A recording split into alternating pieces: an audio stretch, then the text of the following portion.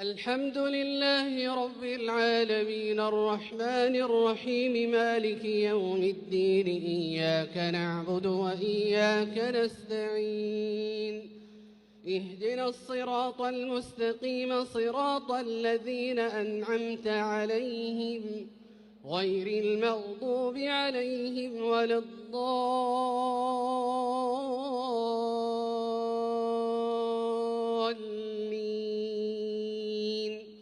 آمين.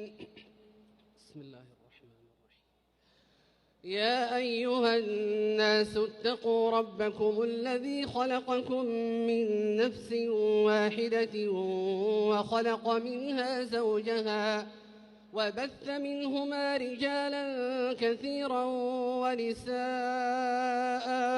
واتقوا الله الذي تساءلون به والأرحام إن الله كان عليكم رقيبا.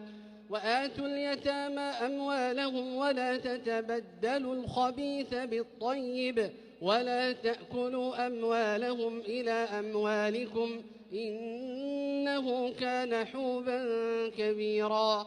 وإن خفتم ألا تقسطوا في اليتامى فانكحوا ما طاب لكم من النساء مثنى وثلاث ورباع فإن خفتم ألا تعدلوا فواحدة أو ما ملكت أيمانكم ذلك أدنى ألا تعولوا. وآتوا النساء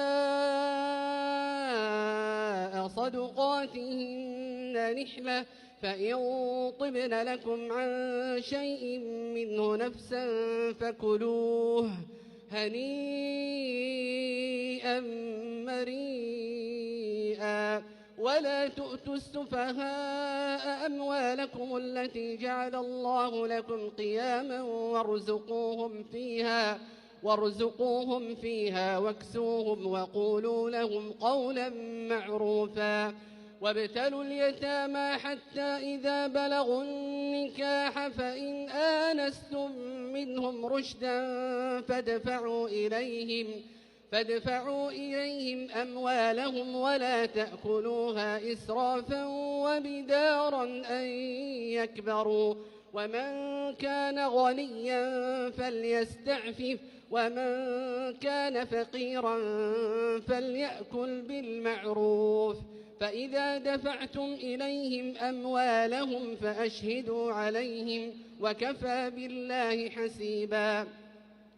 للرجال نصيب مما ترك الوالدان والأقربون وللنساء نصيب مما ترك الوالدان والأقربون مما قل منه أو كثر نصيبا مفروضا. وإذا حضر القسمة أولو القربى واليتامى والمساكين فارزقوهم منه وقولوا لهم قولا معروفا.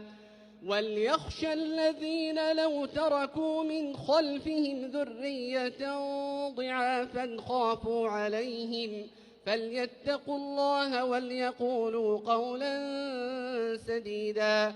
إن الذين يأكلون أموال اليتامى ظلما إنما يأكلون في بطونهم نارا وسيصلون سعيرا. يوصيكم الله في أولادكم للذكر مثل حظ الأنثيين فإن كن نساء فوق 2 فلهن ثلثا ما ترك وإن كانت واحدة فلها النصف ولأبويه لكل واحد منهما السدس مما ترك إن كان له ولد فإن لم يكن له ولد وورثه أبواه فلأمه الثلث فإن كان له إخوة فلأمه السدس من بعد وصية يوصي بها أو دين. آباؤكم وأبناؤكم لا تدرون أيهم أقرب لكم نفعا فريضة من الله إن إن الله كان عليما حكيما.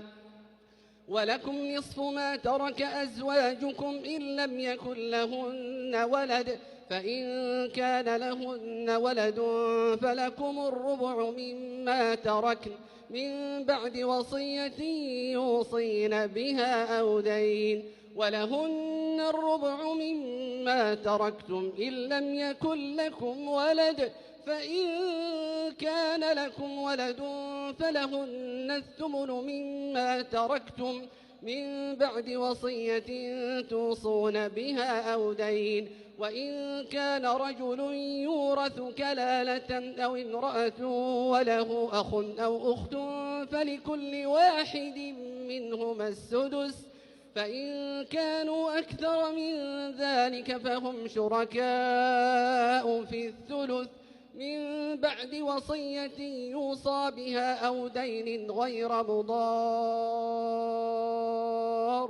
وصية من الله والله عليم حليم. تلك حدود الله، ومن يطع الله ورسوله يدخله جنات تجري من تحتها الأنهار خالدين فيها، وذلك الفوز العظيم. ومن يعص الله ورسوله ويتعد حدوده يدخله نارا خالدا فيها وله عذاب مهين.